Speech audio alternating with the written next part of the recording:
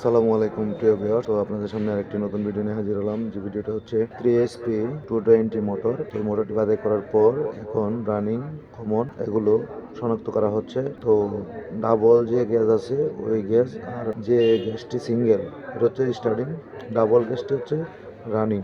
তো রানিং আর double gas starting, double gas running আর সিঙ্গেল গ্যাস স্টার্টিং দুইটা মিলে কমন হবে, এবং যেটা আঁচড়ানো হচ্ছে এই সাইডটা হবে ক্যাপাসিটর সাইড। তো দেখুন, সিরিজ কানেকশন দিয়ে সিরিজ দিয়ে চেক করা হলো, এবং সেটিং করার পর ক্যাপাসিটর সেটিং করার পর এখন এম্পিয়ার চেক করা হচ্ছে। তো এম্পিয়ারটি দেখুন, এম্পিয়ারটি নিবে 4 থেকে 5 এম্পিয়ার আনলোডিং এ। তো আমরা সাকসেস